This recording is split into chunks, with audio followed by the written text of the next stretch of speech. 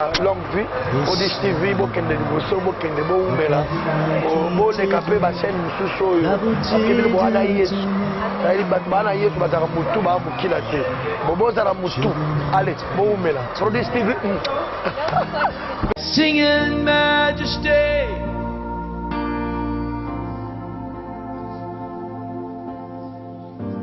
majesty. Your grace has found me just as I am,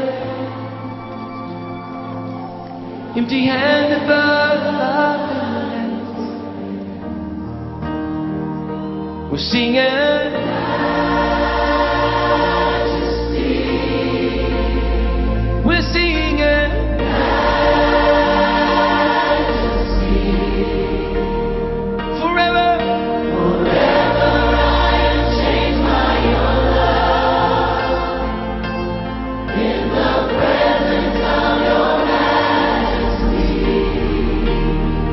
We're singing majesty,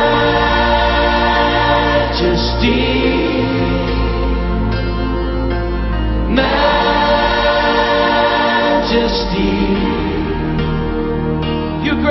Your grace has found me just as I am,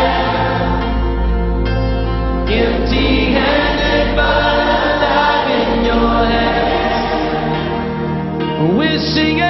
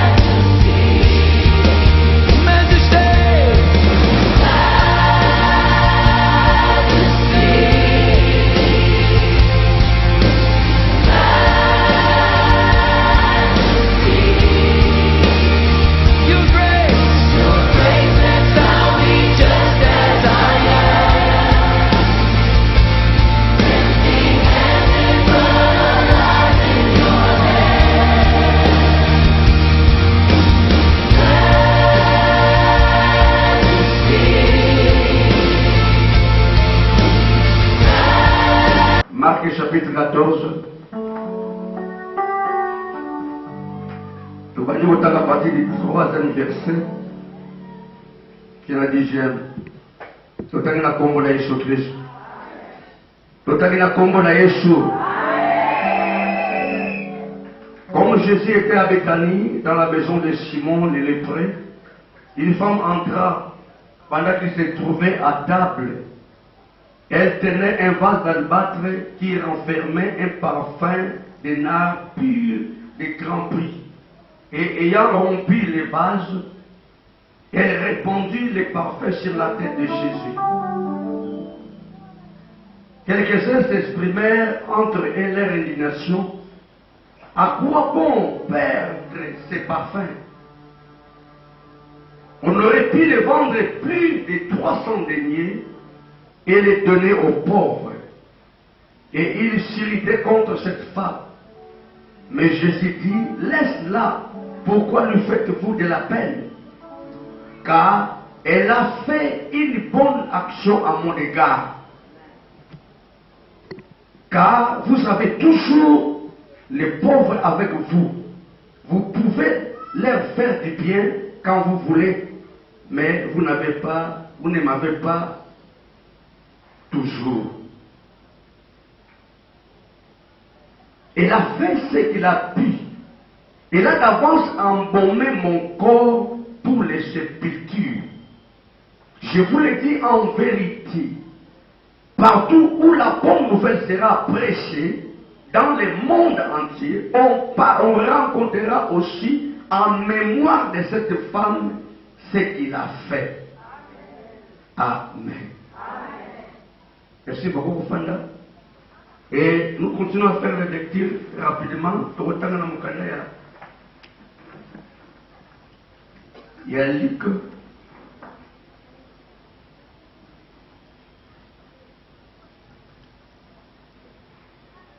Chapitre 7.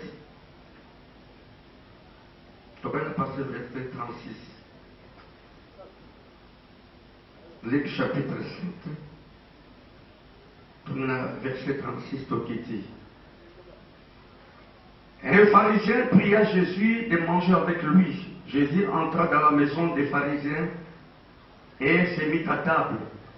Et voici une femme pécheresse qui se trouvait dans la ville, ayant su qu'il était à table dans la maison du pharisien, apporta un vase d'albâtre plein de parfums.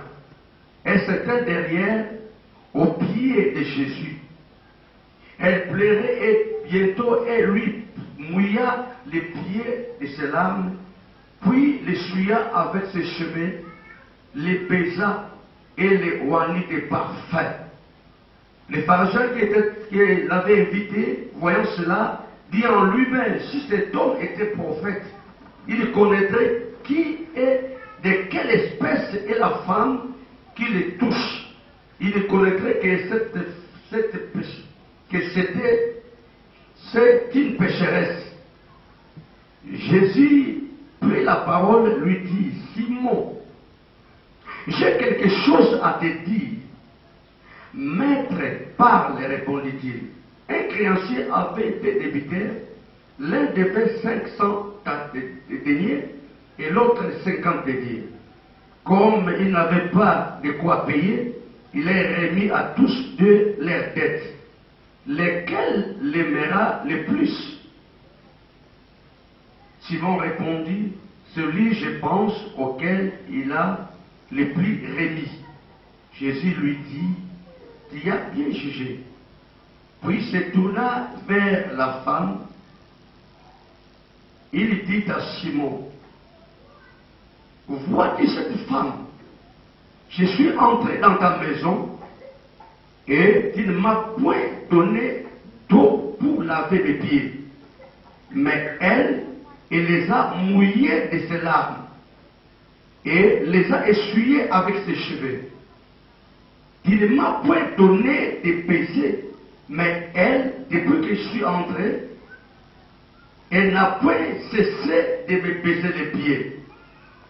Tu n'as point versé d'huile sur ma tête, mais elle a versé du parfum sur mes pieds.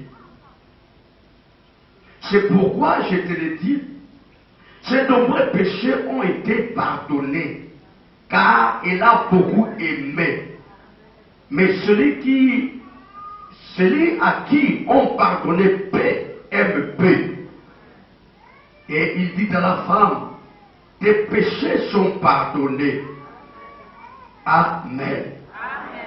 Rapidement, nous lisons le Hébreu. Hébreu, chapitre 9.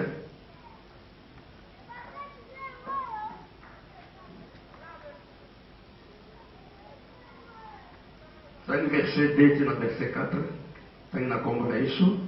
Un tabernacle fut en effet construit. Dans la partie antérieure appelée les lieux saints étaient les chandeliers, la table et les baies de proposition. Derrière les seconds voiles se trouvait la partie du tabernacle appelée les saints des saints, renfermant l'autel d'or pour les parfums et l'arche d'alliance entièrement recouverte d'or. Il y avait dans l'arche un vase d'or contenant la manne, la verge d'Aaron qui avait fleuri et les tablets de l'alliance. Amen. Voilà tout. Vous allez dans la troisième édition, il y a Kofeko. Je pense que nous allons bosser ma femme priante, ma femme combattante. Amen.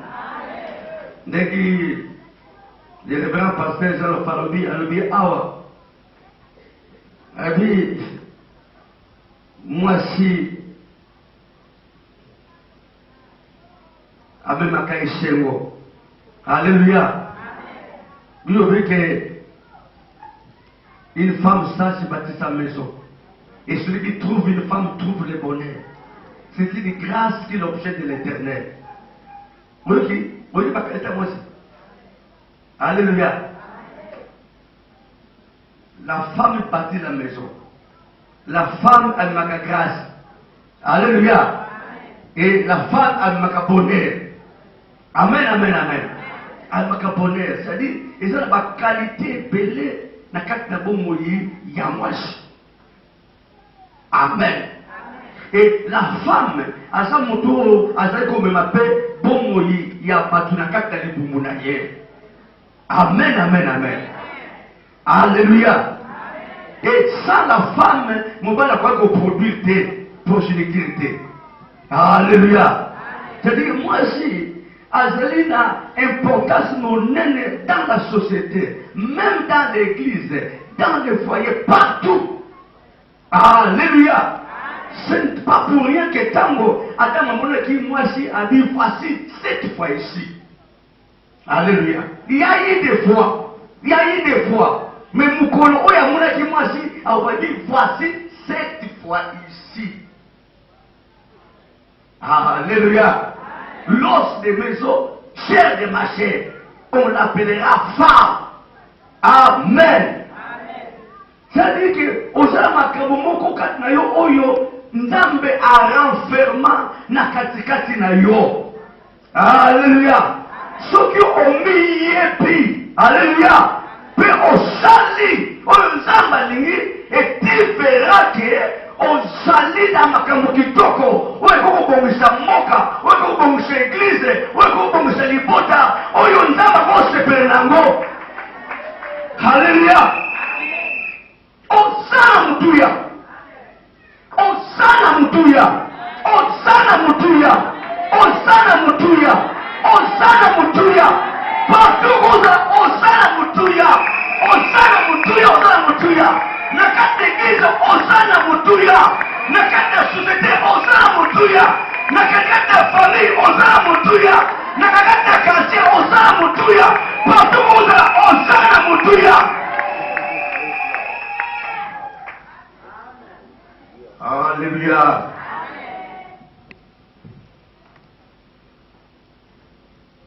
Bien-aimé, tel la Bible dit encore, la femme portait ce du parfait.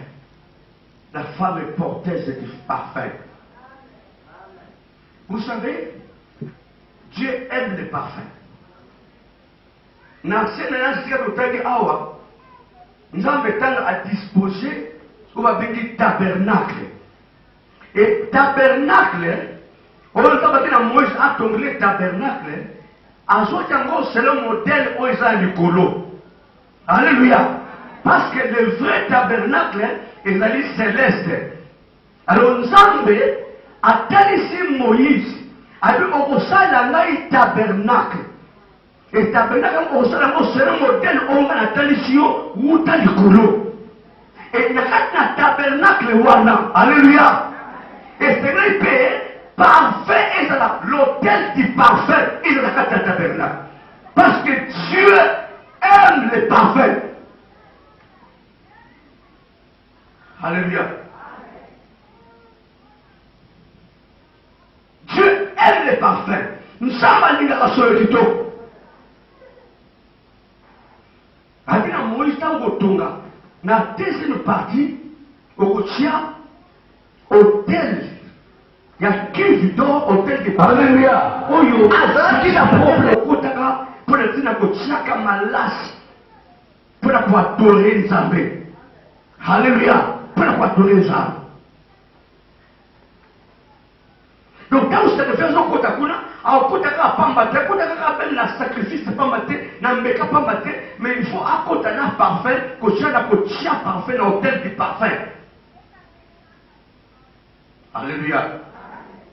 Et quand nous sommes mataboyés, c'est un ambassadeur à nous séparer. Amen. À nous séparer là-dedans.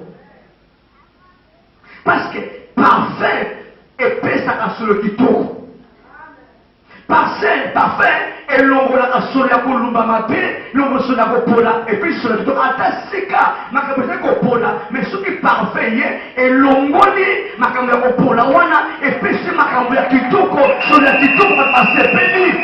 Comme me sika wana. Alléluia.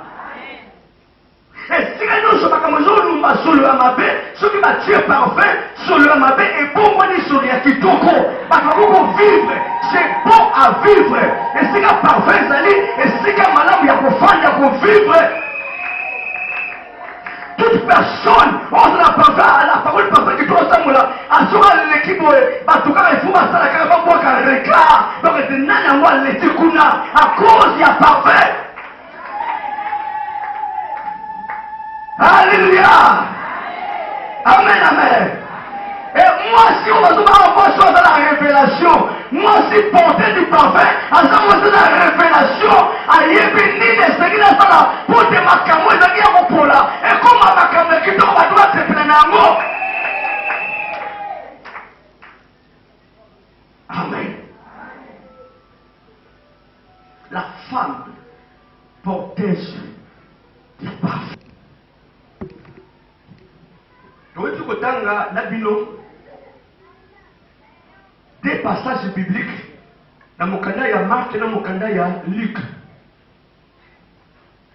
Dans mon canal, il y a Marc et Totangi Awa, a révélé Bichot.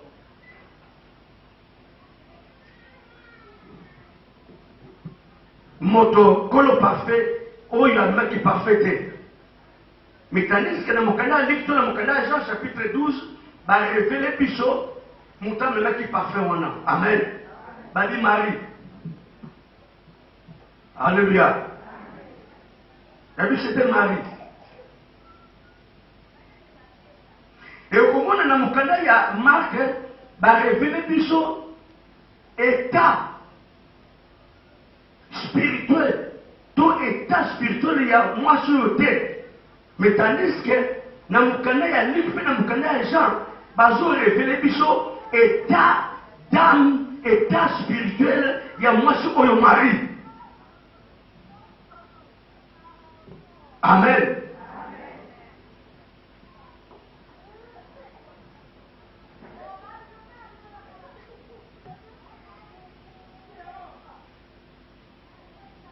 Moi sur Oyo, Ayoki, Jésus-Christ, Azaki Nanda Komoko. Invité dans la il y a un certain Simon, Simon le lépreux. Alléluia. Simon le lépreux. Avec la lèpre, alors va surnommer par rapport à la maladie. Amen. Mais Simon le lépreux. Il n'est pas bon Simon le voleur. Amen. Il va venir Simon le lépreux. Mais inviter Jésus pour te ayakulia nanda kunaye. Alléluia. Et il va faire dans messa. Bazolia. Namo subitement, moi Simon à côté. Alléluia. Dans à côté pas maté. À côté la parfait là. Amen. Et dans mon canal, dans mon canal Jean, moi c'est ma tawaye, à quoi il a ça ma colo, na Yesu. Vous comprenez que à souvent parfait quand on a mutu quand on passe dans marque bébé ça faut parfait dans mutu, mais na lui qui na Jean avec à souvent qui parfait dans ma colo. Cela veut dire que Isaki a souvent parfait dans mutu quand on na ma colo quand on mais à souvent qui na mutu tire dans ma colo. Alléluia. Et par jour de estimer un mot montagne parfait où il y a son maki où il s'agit de mon tout il y a la parfait voilà avec les acquis parfait il y a grand prix parfait il y a grand prix il y a prix à nene donc parfait moi les acquis au-dessus à parfait ce qu'on paye également la qualité à parfait. Alléluia. Et quand on a côté, qu'est-ce qu'il a fait? Dans Marc a dit que Agi a dit sopela, il se parfait la motu. Quand je sopela parfait la motu, je peux que la motu pas mater. Sinon la makolo. Quand je sopela la makolo wana, et bah dit que batunyo so parce que kat na temple wana kat ne sikawana. Parce que peut-être à Jésus-Christ il y avait des gens au bain qui n'avaient les lépreux. Et moi, si wana, aïebaki Jésus, alléluia, de quoi il est capable. Aïebaki Jésus, de quoi il est capable. Et moi, si wana, azaki na problème. Alléluia. Azaki na problème, moi, si wana.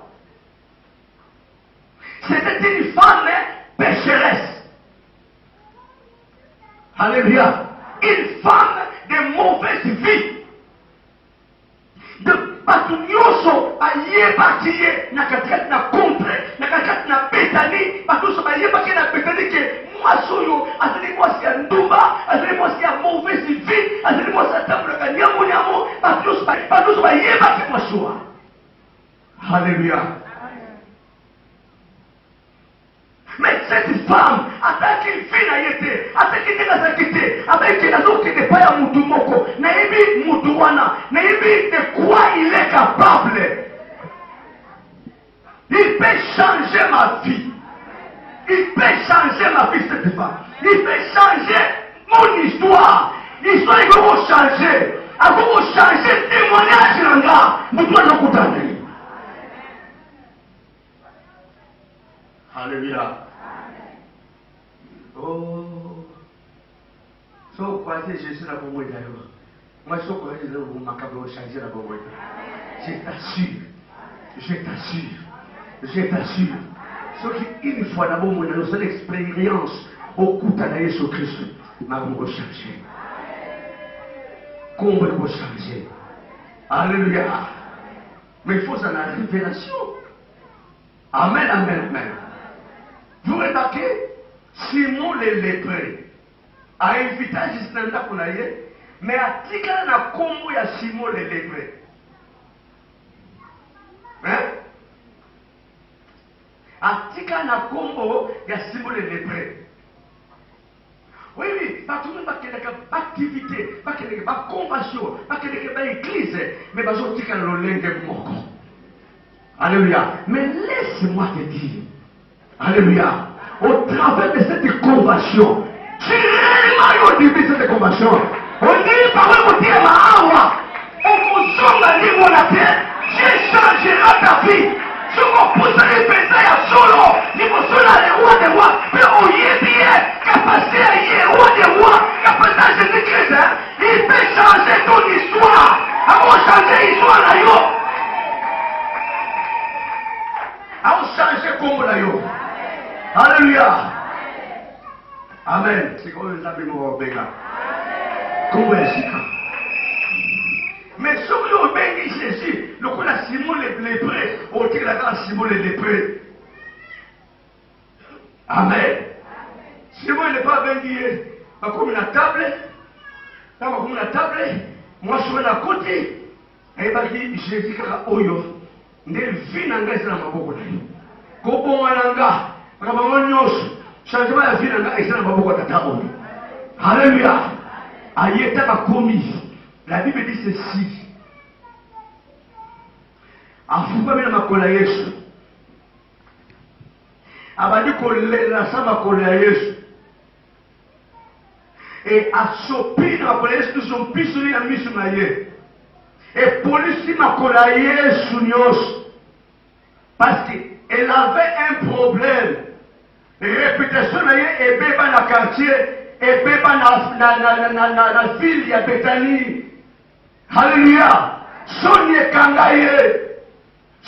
Kangaye. Balakise Misapi. Parfois que Balakise Misapi. Yewana Leki. Alléluia. À un moment na sol. Ne mukoma quitter. Le loco quitter ça. Kulingana boso ya tata wana. Aye nasema kula Yesu. abandi kosopa mpiso ye abandi kolela amouye makola Yesu Kristo na mpiso ya miso na ye ta amouya masiki ndenge mwana te. Haleluya. Atali suki na ye atali kabelo na ye atali suki na kitoko abini lekina mo Yesu Kristo te. Ate asisuki na ye atiama niko pangusa makola Yesu na mapindo na pusie wana so suki na ye wana niko pangusa azopangusa makola Yesu apangusi maya mbise kumi mawai ya miso Alléluia. Et comment qui est second? Mai na ya miso esanza ebongwana naba bongola mai ya miso na ye naba bongola mai ya miso na ye naba bongola mai ya miso na ye. Alléluia. Asuki wana te asuki ya kupangusa makola Yesu Kristo asuki na ye te habite face à ce long moi mutuya asuki parfait ya grand prix ya makiambo. Alléluia. Apuki yawo wali kusopa. Amen. Ali kusopa na mtu ya Yesu na makola Yesu makamwe. Alléluia. Parce que nous sommes indignés. La plupart sont indignés. Quelques-uns qui passent dans mon thème pour payer ma valeur. Il n'y a pas fait. Alléluia. Il n'y a pas qui vous place à faire. Il a dit, quelle perte.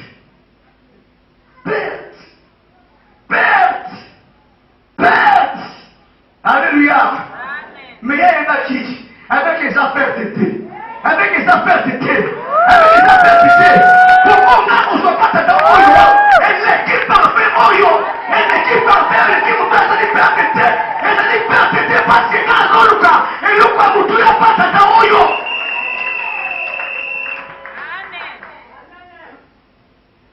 Alléluia. Batunioso.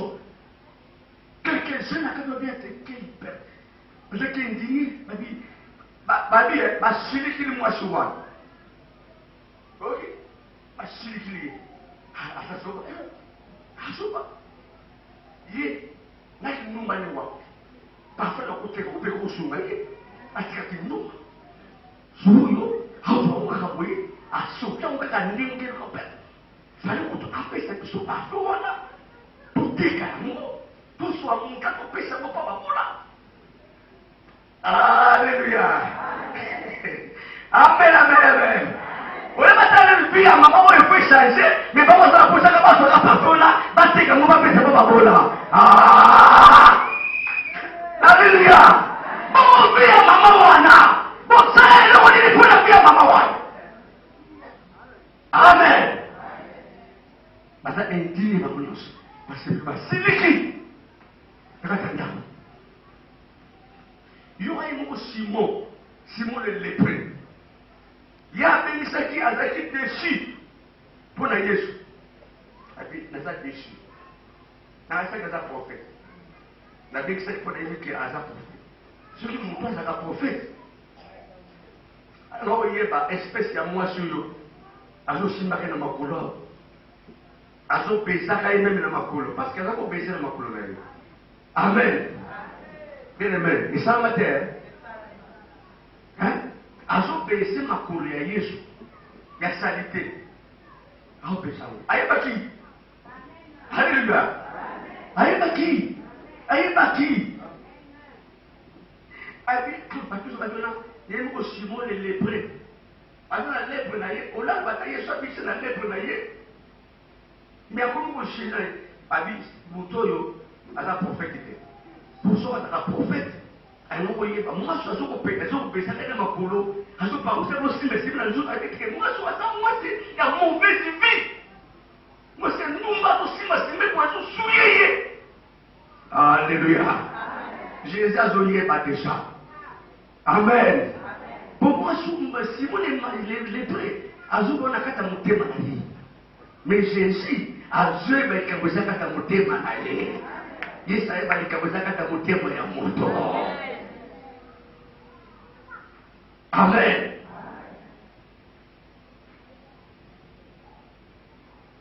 Alors, Yesu alinai Simon. Abi motoboko azalaki na adetisaki bato mibale nyongo. Sikoyo ekomaki ntanga kofuta moto ya liboso esengeli afuta ye nyongo ya 500 deniers.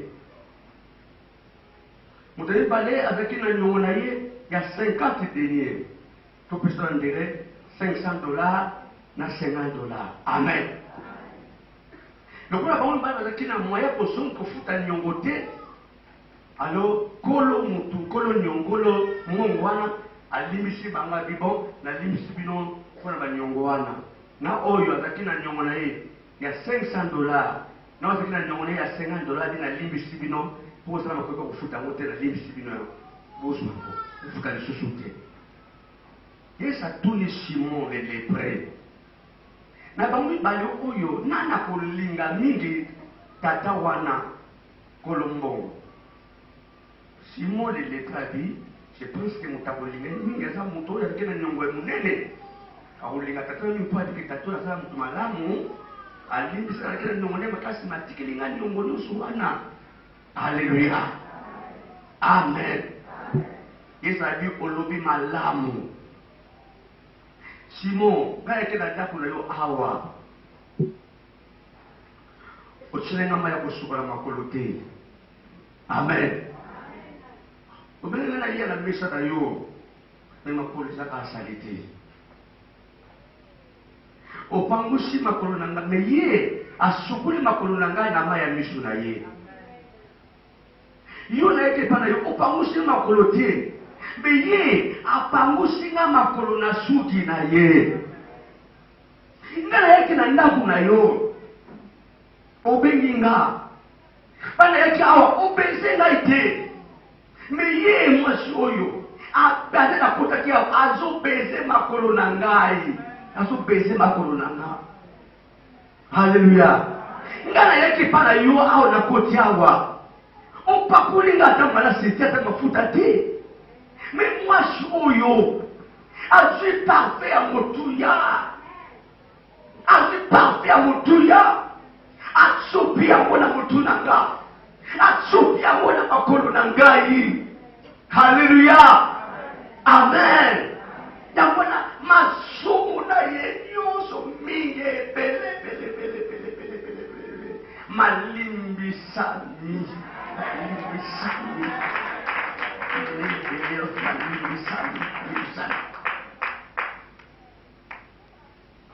Hallelujah. Amen. Alors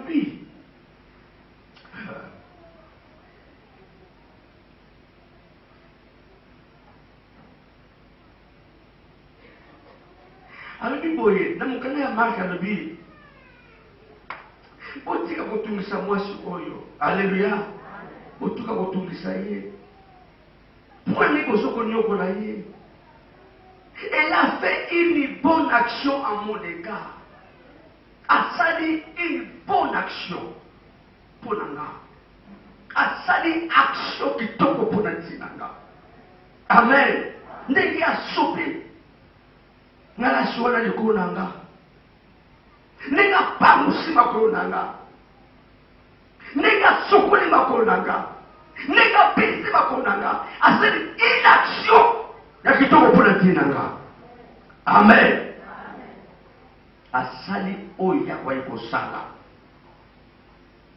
Elle a d'avance embaumé mon corps pour la sépulture.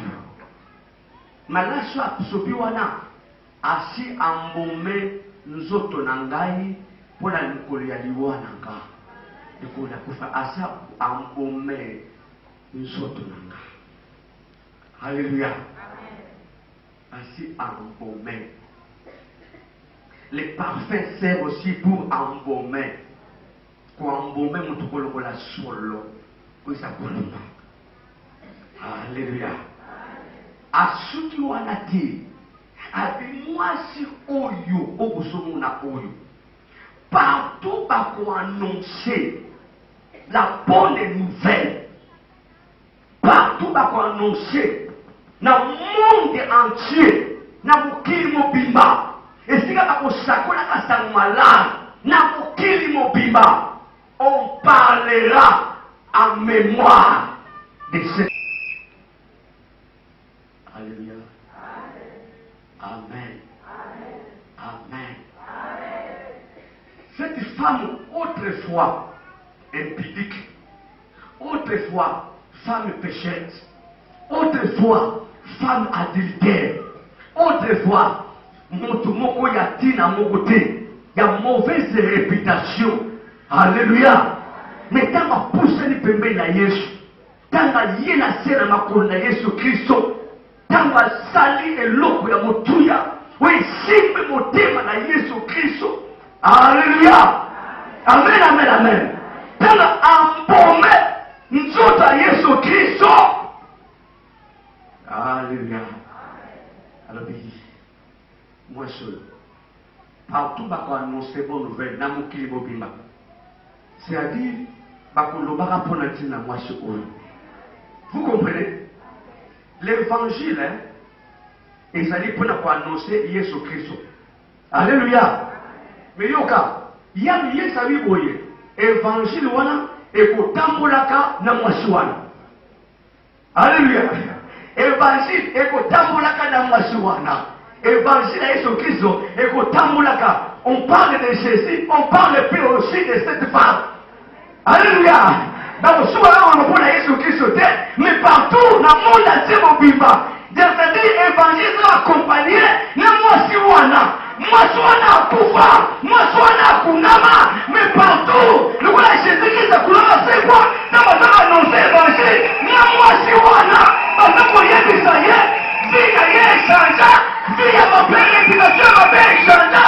Parce que asala eloko ya motuya, embomage na Yesu Kristo, embomage na longo na solo, na likunda Yesu Kristo. Partout dans mon pays, les gens de mon pays appellent moi Chouana. Nous appellent moi Chouana. Nous appellent moi Chouana. Évangile à Jésus-Christ. Et on doit accompagner la moi Chouana.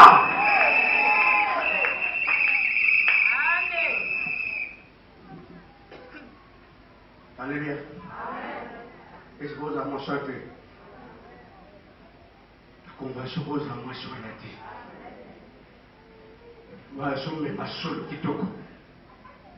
Alléluia. Wazome masolo kitoko. Amen.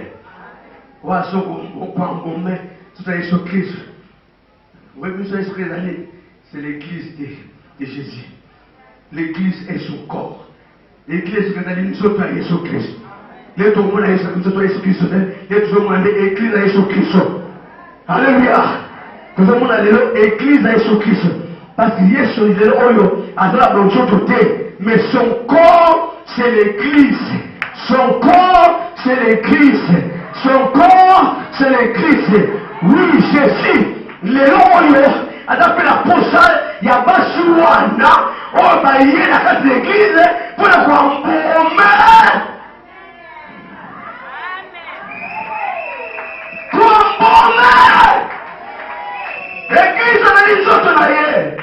Kwambome kulomwa solo abe kupesa solo kitoko kupesa mpimo mwasi moko etangi l'église ayepela kulumba solo ya kitoko soki yakote esika kulumba mabeza akote esika wana bakulamu kosepela na ye po ayela solo kitoko.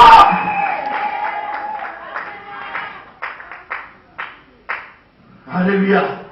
On parlera en mémoire de cette femme.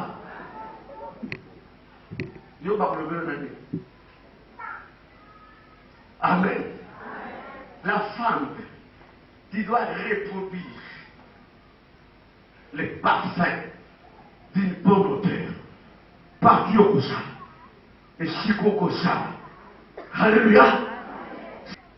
Mais on a la vie, là, il peut se lever. Qui a fait beaucoup de choses? Même si on est aux amours de la bonne, ils apprennent à les gens à bon, voilà, yo, ben là, ça pour faire yo. Parce que quand yo, ben là, on fait une histoire ici là. Sur Koufa, président, la maladie que on a, ou sous un déni, ou sous un déni, yo, on a fait des choses de la toi. Yo, on a batanga, yo. Tout ce qui passe, moi, il y a tina mon côté. Alléluia. Tout le monde est en train de biso. Alléluia. Comme si tu côté mal va faire beaucoup de choses. Comme si maman doit pour te prendre de choses, papa pour te choses. Mais ça m'a protégé nous. Reçois de moi le parfum qui t'élit, la beauté de ton nom. Mon âme est perdue, je veux n'être qu'à toi. Bonjour, je suis Comment maman Suzanne.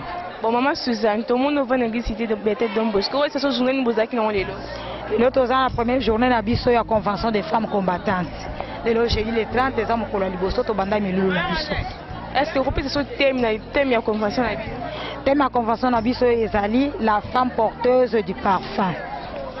Au quoi ça biso le koni yo on comprend na kata thème. Na kata thème na biso femme porteuse du parfum.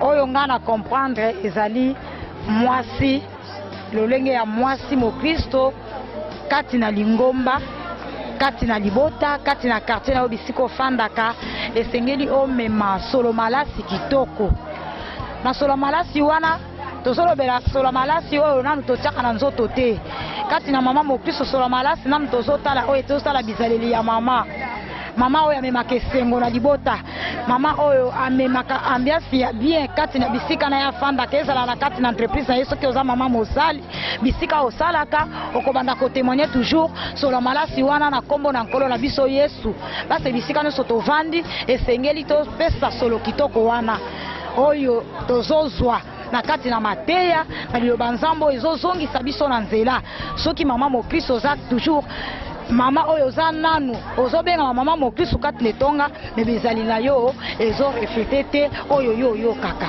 mama mo Kristo esengeli oyo yo kaka yango nde kopesa solo malasi kitoko bizaleli na yo na entourage na yo na kati ya ndako na yo ozomema kimia ya nkolo kati na bisiko fandaka ozomema esengo na bisika yo osalelaka mosala surtout na kati ya mabota na biso vis-à-vis ya bana na biso tozala bamama oyo tozopesa esengo na kati na bilenge basi oyo biso moko tozobokola topesa bango esengo ya kozala kati na libala yango nde mwasi oyo azomema solo malasi kitoko komona nga mama Noela Chilomba.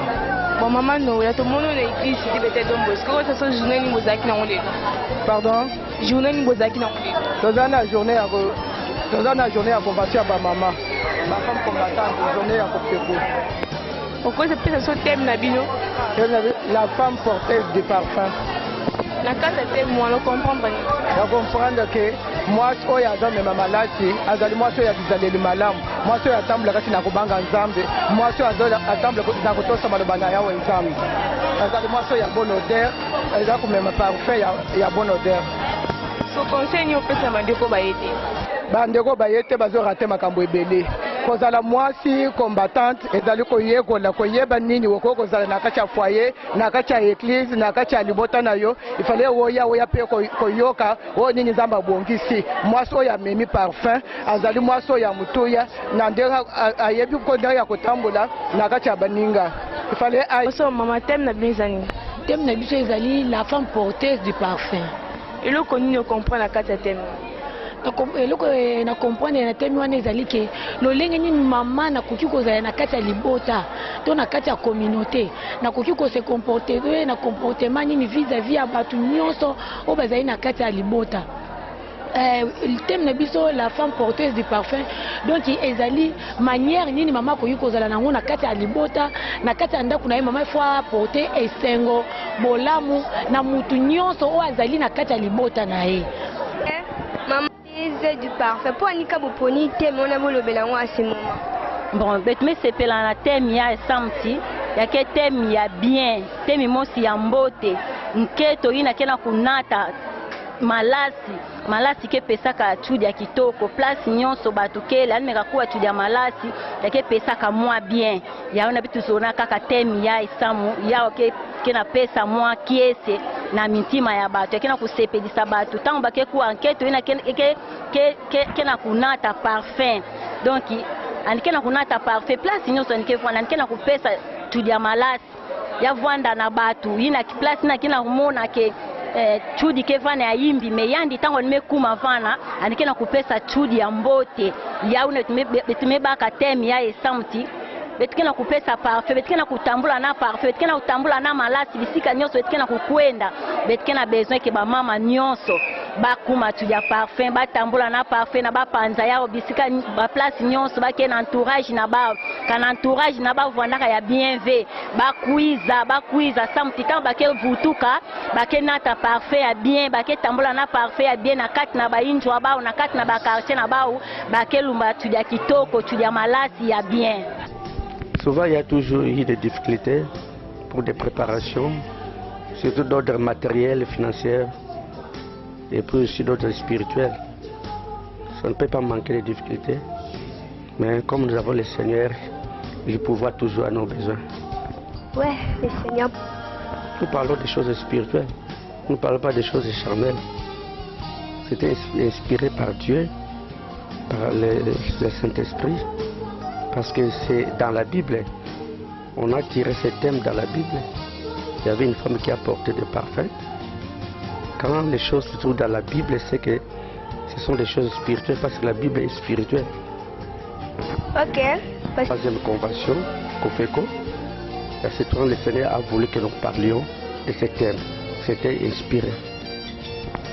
Moi, je pense que nous avons l'obligation de partager avec tout le monde. Nous avons voulu que tout le monde participe à cette bénédiction. Au lieu de le garder nous-mêmes ici à Bethel. Mais si c'était nous-mêmes, il fallait toujours réussir. Parce que nous ne sommes pas les moindres. Nous avons une grande assemblée. Où il y a beaucoup de mamans et beaucoup de jeunes sœurs. Mais on a voulu partager ce thème avec les autres pour qu'ils bénéficient de cette grâce et de cette bénédiction. Je pense que il y a beaucoup de choses là comme belé de la bango. Vraiment, on a encourager bango. Peut-être babaki dessus, peut-être bakenda kana ba convention mo boya ndenge baki dessus. Mais je sais que cette fois-ci, en tout cas, Baya, on n'a jamais dessus parce que déjà ma première intervention. Nous avons vu la grâce de Dieu quand on a biso et en tout cas nous avons bango vraiment on peut s'en raison sur le après convention on peut s'en raison que passer Ebenezer le baki ya solo parce que si ka Yesu azali pas trace ezanga raté Yesu azali osabile mpona ye baya ba omona ba trace. Amen papa, merci. Merci, c'est moi qui vous le dis.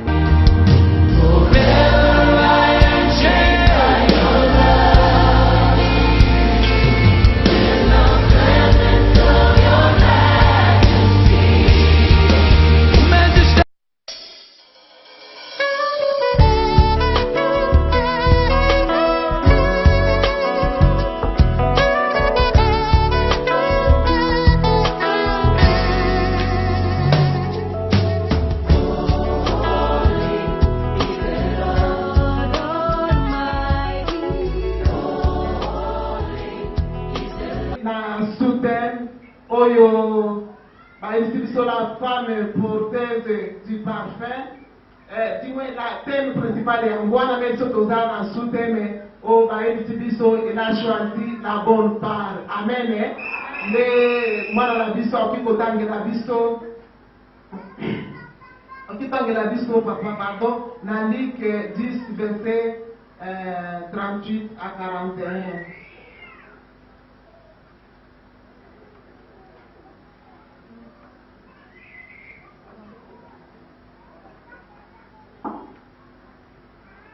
Luc 10, 38 à 41. Amen. Ya solo ndeko na biso Marie awa ya preferaki ayeba kofanda na makolo na Yesu Kristo. Amen.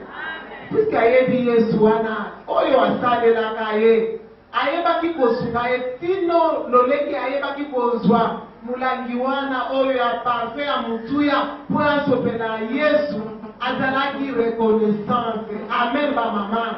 Azalaki reconnaissance puisque na makasi na ye moko jamais akokaki kobima na kati ya masumu wana te. Donc il fallait intervention na Yesu pour ete ayeba kobima na kati na masumu wana. Amen bana nzambe.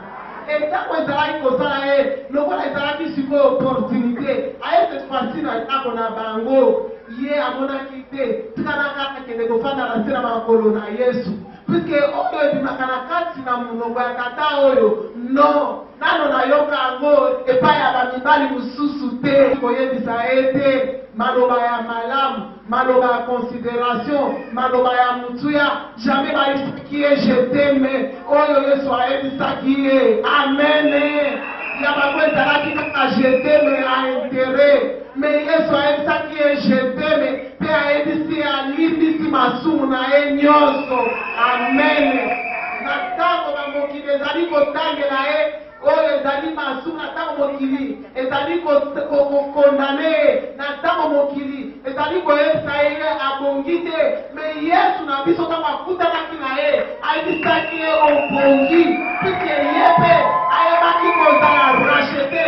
Yesu na biso ayaki mpo bakatu malamu te mais ayaki mpo bakatu mabe.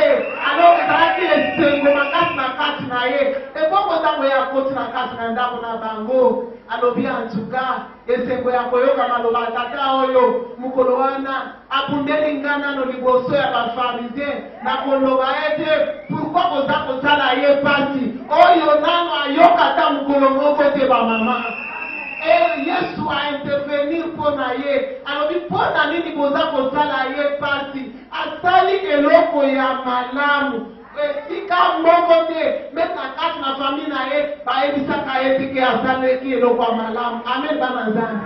Toki kotala na Bible ndenge ndeko na ye Marte ye moko amonike mpo na ye amonike ndeko na ye esekelaki akende kosunga ye na kati na batashe ménagère ezalaki nango mabe te mais ye Marie amonaki te mpo na ye tâche ménagère wana aki kotala yango eza nango problème te mais ya mutu ya nano ayeba kozala na makolo na Yesu ayeba koyoka oyo Yesu amemeli ye ayeba koyoka oyo ezali sur révélation ya sika ayeba koyoka koyeba kozala nani na mokolo ya lobi.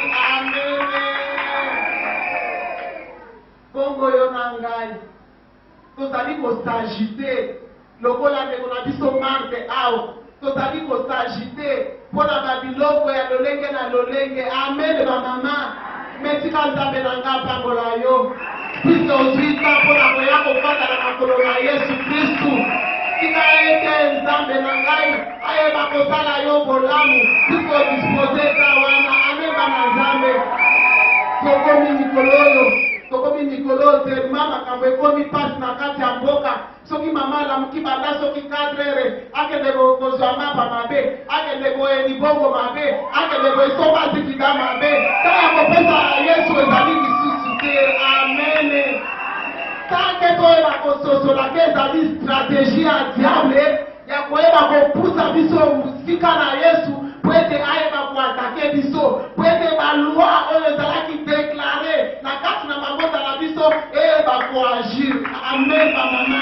Tango yango oyo oyeba kozala na discernement même si tango ezali pasi yeba ke Yesu na biso oyo atili kobenga yo na après-midi ya lelo ayebi yo très bien ayebi kosenga na yo ayebi très bien te na tango te ozala besoin eloko te na tango te mama oyo esengeli ayeba komona bolamu po ete nabenga ye pamba te Yesu na biso abengaka yo po souffrir te Yesu na biso abengaka yo po nyokana te Yesu na biso ayebisi biso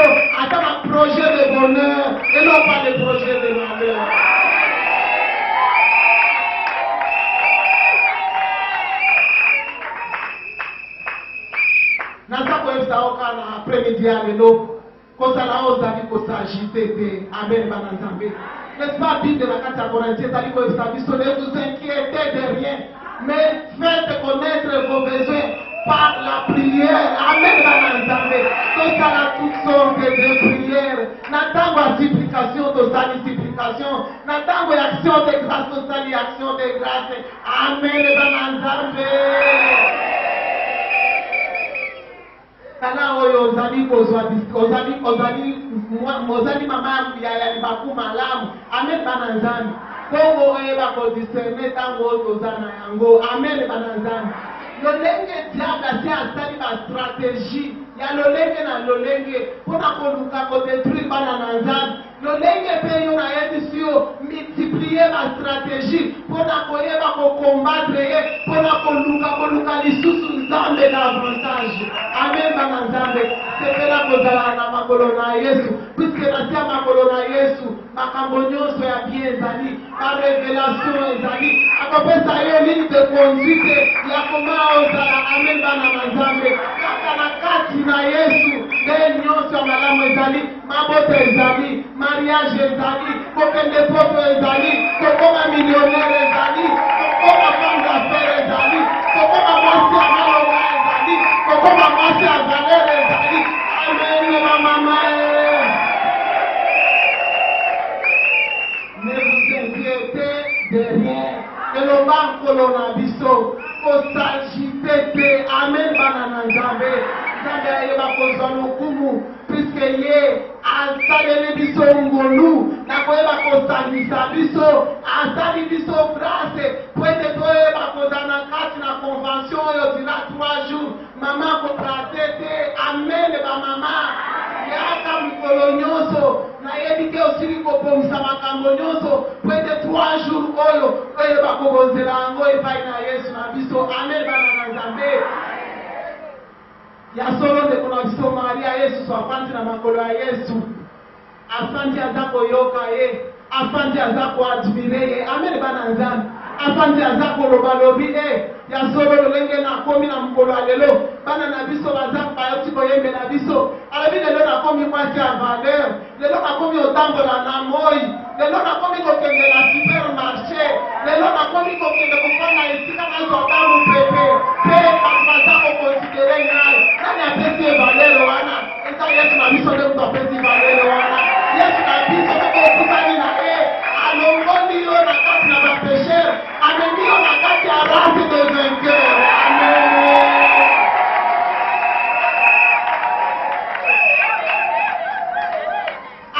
En tout cas mwasi oyo naza komona bipai wapi ayebaki kozala na oyo nyonso ayebaki kosala na ntango ndeko na ye azali kosagite eyebaki etikalaka na kati na yesu na biso amen bana na nzambe nakanisi toza kotanga bible toza kokima na lombangu na tana biso action ya malamu mwana mwasi oyo asalaki eyebaki kotikala na kati na bomoi na yesu na biso amen bana nzambe alobi kutu mbala moko eyebaki kozwa révélation ya koyeba koambome ngai amba kutu nayeba kokufa amen bana nzambe donc alongola nga nano solo wana nano ya kopola nano nayeba kokufa na ntango asalaki ndenge wana oyebi nde nzambe na lolenge na ye po nzambe apesaki ye pouvoir ya koyeba kobengama mwana na nzambe ayebaki kopesa ye pouvoir ya koyeba kosala sikoyo malamu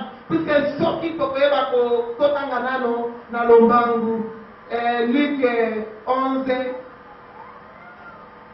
verset 28 mapapa na biso singa biso ere bao baza koyoka maloba na nzambe mpe bazali kobomba yango amen bana nzambe mwasi oyo na se ya makolo na yesu azalika na susi ayoka maloba na nzambe mpe ayebaki kobanda kotia yango na kati na misala amen nde eyebaki kosala ye bolamu nde eyebaki kosala eyeba kokangola ye ebimisa ye na kati na situation ya mwasi ya masumu na kokomisa ye mwasi oyo azalaki ya malonga mwasi oyo azalaki mwasi oyo azalaki kolonga na makambo nyonso azalaki kosala akomaki kosala ayebaki kokoma kolonga na kotalaka bien lolenge bayebaki kokalifie ye na litangi na biso ya marke na kotala lolenge qualification wana toza komona lolenge ayebaki koyoka pe pasi puisque Yesu na biso ayebaka biso mpona nini kozali kosala ye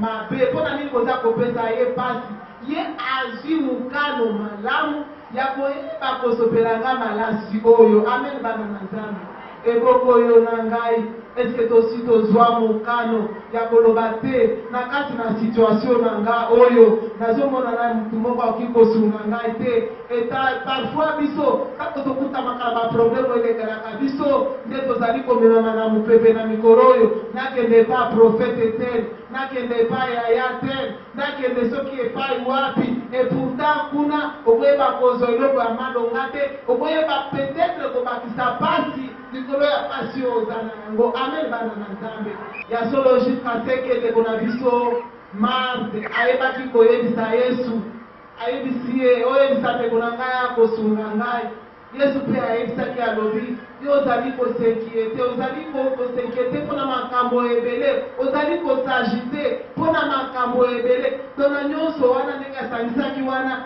disposition ya motema ya Marthe ezalaki disposition lokola ya Marie te disposition ya motema ya Marie ezalaki koluka ayamba lobiko ya bomoi na ye et pourquoi pas koyamba lobiko ya libota na ye et pourquoi pas koyamba lobiko ya ndako na bango alléluia amen bana Nzambe Marie oyo bana moko akomaki femme combattante amen ayebaki kokoma femme combattante bana moko amen tozwi susu bible na biso ekomaki kozala mosala na kati na bomoi ya ndeko na biso Marie ayebaki kolongwa na kati ya pasi epai wapi akutamaki na koyeba kochange identité na koyeba kozala na kati ya race ya bavainqueur na koyeba kozala na race ya basacerdoce royale amen bana Nzambe papa na biso tange na biso na Jean 11:22 tokoki kotanga tange na biso 11 verset 22 28 jusqu'à 32 kale même Marie na kati na ndako na bango boye na Yesu na kati na ndako na bango eyebaki kozala deja lipamboli amen bana Nzambe famille na kozalaka lolenge bayebaki kozala tozoyebake bato nyonso bazalaki nzinganzinga na bango bakomaki koanvie bango ndenge nini bango baza baami ya mutwana oyo babengaka Yesu oyo babengaka Nzambe oyo asalaka miracle amen bana Nzambe nde mokolo moko likambo ekomelaka bango likambo ya pasi ndeko na bango ayebaki kobela jusqu'à abeli batindeli Yesu bato mpo bayebisake kamarade na yo aza kobela mais Yesu ayebaki makambo aza kosala amen bana Nzambe alingaki kotanisaka ake azali Nzambe na koya mpo ayeba kosekisa ndeko na bango Lazare amen bana Nzambe ezalaki mpe na baenseignement mosusu oyo Yesu alingaki ezala azalaki kopesa na nzela wana ezala epai ya baparisien ezala epai ya bandeko oyo bayebaki kopesa ndeko na bango Lazare amen bana na Nzambe ntango ndeko na bango ayebaki kokufa Yesu bipai wapi ayo azalaki ye aza koyebisa badisiple na ye na koyebisa ye bango ete ndeko na biso Lazare alali oli ayebisa bango ke akufi alors badisiple bakomprendraki likambo yango te jusqu'à ce ke akongoleli bango na koloba ete Lazare akufi mpe ayebisi bango ngonga yango sikoyo toyeba kopusa na tokende bipai wapi bango bakutami amen bana Nzambe na ntango wana oyo bango bakutamaki na matanga deja na kati na milelo quelque part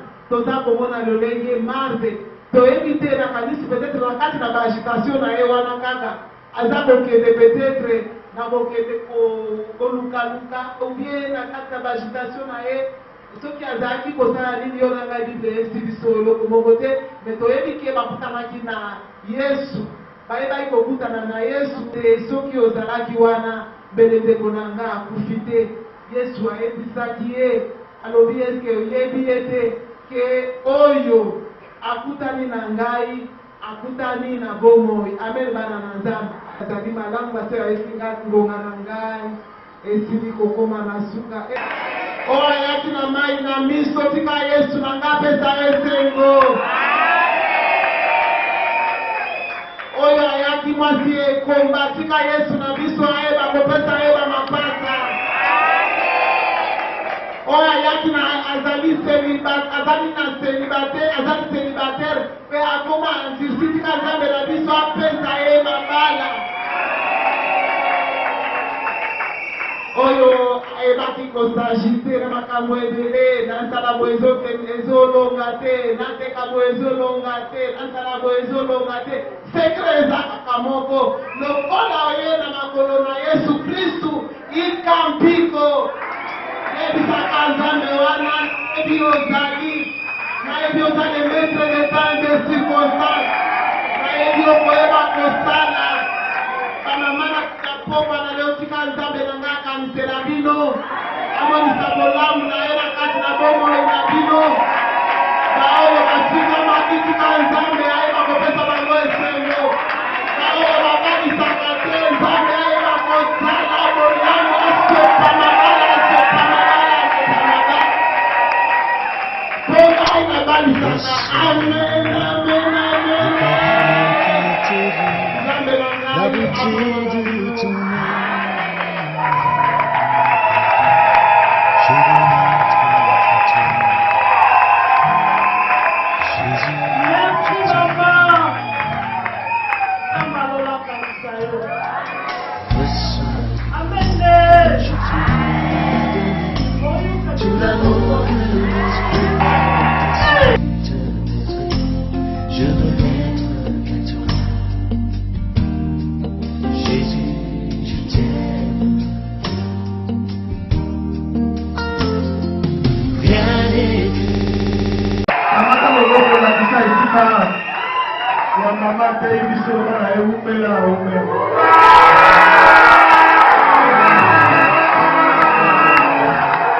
Odi atei bien. Atei bien. Odi bien. Ai subako.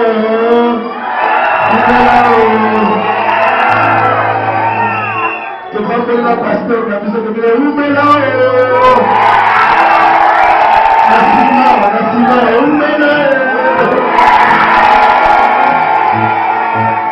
Alléluia. Merci. Peut-être ma propre ma casse, le bon ailleurs, merci Jésus. Maman, vous êtes ensemble à coucher de nous. Oh, merci. Merci. Merci. Alors que j'envoie ce moment qui fait bon part, comme dans le monde, merci Seigneur. Moi, si je ne peux pas tout aïe sur le Lord, merci Seigneur.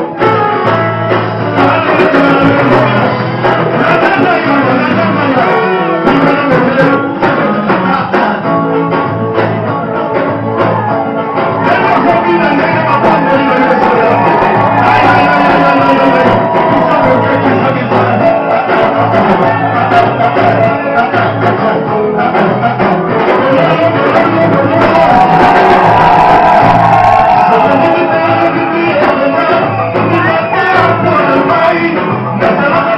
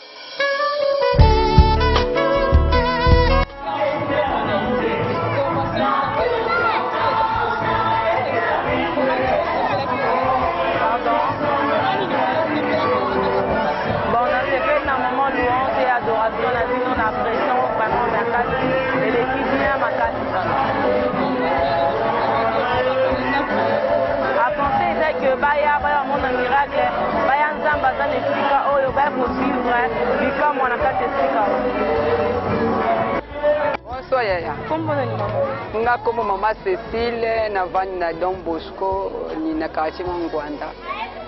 En tout cas na sepeli makasi na prière na biso ba mama en tout cas ekozala mawa mingi ba mama o bazola na kati ya ndaku bazola na prière te po prière biso en tout cas eza kitoko donc toko ba kati ya mabondeli nzamba osala pinta ya mingi pina kati na biso.